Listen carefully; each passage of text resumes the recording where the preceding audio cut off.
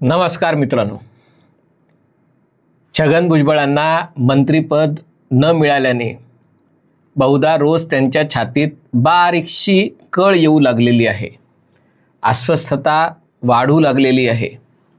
आपल्याला फसवण्यात तर आलं नाही ना, आपल्याला मंत्रिपद न मिळाल्याने संपूर्ण ओबीसी समाजाचा तर अपमान झाला नाही ना, अशी शंका त्यांना येऊ लागलेली आहे। आज त्याच्यासाठीच त्यांनी देवेंद्र फडणवीसांची भेट घेतली। पहिल्यापासूनच ते म्हणत होते की मला मंत्रिपद मिळावं, यासाठी देवेंद्र फडणवीस आग्रही होते।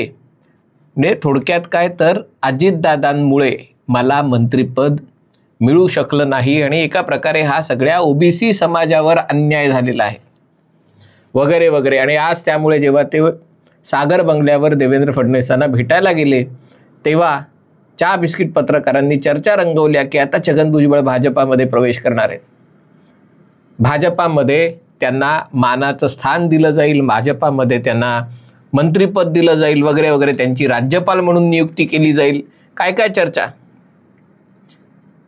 जसा वेळ जात चालला तसा सस्पेन्स वाढत गेला आणि मग छगन भुजबळ बाहेर आले आणि मग त्यांनी स्पष्ट केलं की या बैठकीत काय झालं। त्यांनी सांगितलं की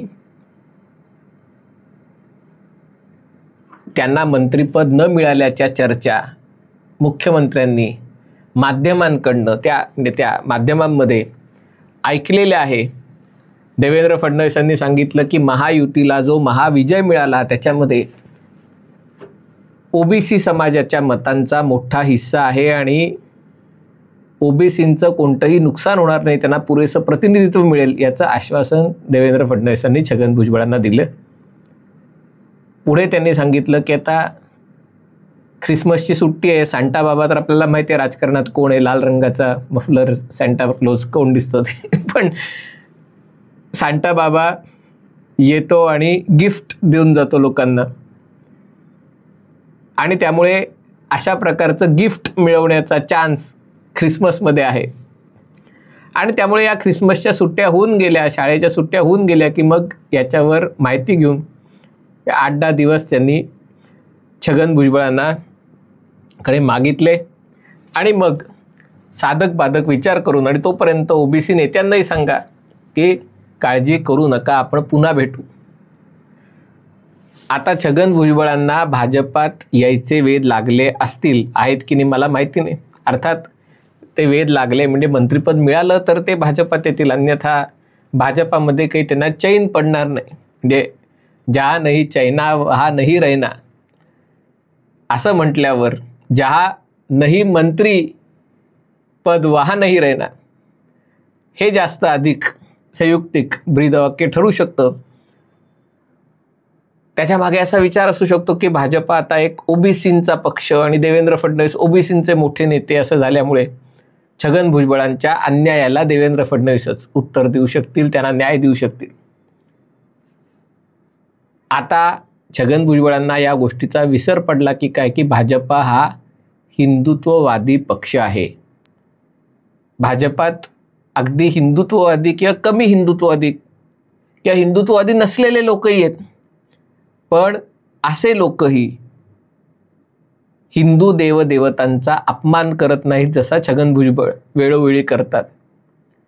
मागे त्यांनी जे वक्तव्य केले, म्हणजे वेळोवेळी केलेले, पण मागे जे सरस्वती पूजेबद्दल वक्तव्य केलं होतं की सरस्वतींनी फक्त 3% लोकांना शिकवलं असेल, बाकीच्या लोकांना सावित्रीबाई फुलेंनी शिकवलं, ज्योतिबा फुलेंनी शिकवलं, मग ते शिवशाहू फुले आंबेडकरांचा महाराष्ट्र वगैरे सगळं आलंच।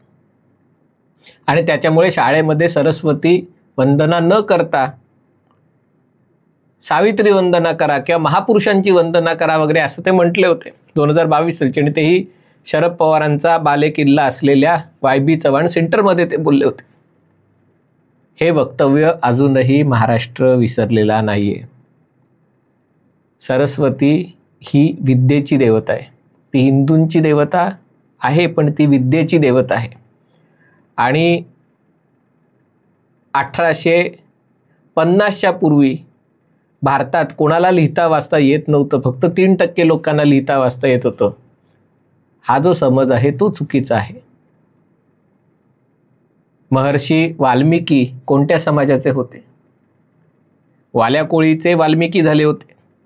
ज्यांनी रामायण लिहिलं ते ब्राह्मण होते का? नाही. महर्षी वेदव्यास कोणत्या समाजाचे होते? इथपासून सुरुवात केली तर यादी बरीच मोठी आहे. पण ज्यांच्या डोक्यात विकृत राजकारण आणि जातीयवादी राजकारण आणि जातीयवादी राजकारणाने महाराष्ट्र नासवायचा, त्याचे बिनीचे शिलेदार ज्यांना बनायचं असतं, त्यांच्याकडनं वेगळी अपेक्षा करता येणार नाही. आणि म्हणूनच ही क्लिप सरस्वती वंदना कोणी केली होती तर, आणि कुठे केली होती? आत्ताच ज्यांचं निधन झालं ते उस्ताद झाकीर हुसेन, त्यांनी ममता बॅनर्जींच्या कलकत्ता लिट फेस्टमध्ये काय म्हटलेलं बघा, ऐका. म्हणजे खरं तर व्हिडिओ दाखवायला आवडला असता, पण ऐका. Everyone and a very happy new year, and in advance a very happy Republic Day, and very what should I say, a very very blessed Saraswati Puja wishes. Saraswati या कुंदे इंदू तुषार हार धवला, या श्वेत पद्मासना, या वीणांवर दंड मंडित करा, या ब्रह्म अच्युत शंकर प्रभृती वीरदेवै सदा वंदिता, श्यामांपाद सरस्वती भगवती निशेष जाड्या पहा. So this is Saraswati. But we speak of Saraswati, we think of... बघा, म्हणजे उस्ताद झाकीर हुसेन जो तबला शिकले, त्याच्यातही गुरु शिष्य परंपरा असेल, सरस्वती वंदना असेल, याला कुठेही त्यांनी अंतर दिलं नाही, त्याच्यामध्ये धर्म आणला नाही. हे खरे कलाकार. आणि त्यामुळे छगन भुजबळांनी नंतर नाशिकला जाऊन कालिका मातेच्या देवळात आरती केली असली वाद शमवण्यासाठी, तरी भाजपात यायचं तर सरस्वती वंदना करून हिंदुत्वाचा विचार घेऊन यायचं असेल तरच प्रवेश मिळेल. नुसतं मंत्रिपदाच्या इच्छेने भाजपात यायचं असेल तर तसं होणं आताच्या काळात तरी अवघड आहे. जो लाल मफलर आहे त्याच्याऐवजी भगवा मफलर गळ्यात घालावं लागेल. अर्थात मंत्रिपदासाठी भगवा मफलर, भगवी टोपी, भगवा झब्बा, भगवा लेंगा, सगळं. हल्ली लोकांना मंत्रिपदासाठी लोकांना काय करायचं नसतं, सगळं काही करायचं असतं. पण ही गोष्ट विसरता कामा नये की महाराष्ट्रात जातीयवादी राजकारण आणताना, म्हणजे ओबीसींच्या हक्कांसाठी लढण्यात काही चुकीचं नाही आहे, पण त्याच्यामध्ये जातीयवाद आणून महाराष्ट्राच्या समाजात विष कालवण्याचा प्रयत्न करणाऱ्यांना भाजपात यायचं असेल तर नाशिकच्या गंगेमध्ये डुबकी लागून घ्यावी लागेल. अन्यथा मला वाटत नाही भाजपात प्रवेश मिळेल. मंत्रिपद आणि या सगळ्या गोष्टी पुढच्या आहेत. भाजपात 75 वर्ष झालेल्यांना मार्गदर्शक मंडळात जावं लागतं, ही गोष्ट देखील छगन भुजबळ यांच्या लक्षात असावी.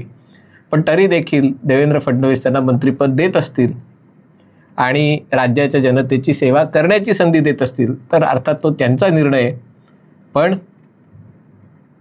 या भाजपामध्ये माता सरस्वतीबद्दल अशा प्रकारचे अनुद्गार काढणाऱ्यांना संधी नाही, हे देखील लक्षात घेणं गरजेचं आहे.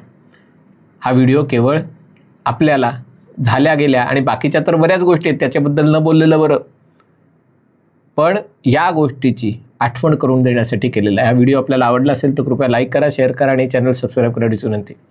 तुर्तास इथेच थांबतो. पाहत रहा MH48.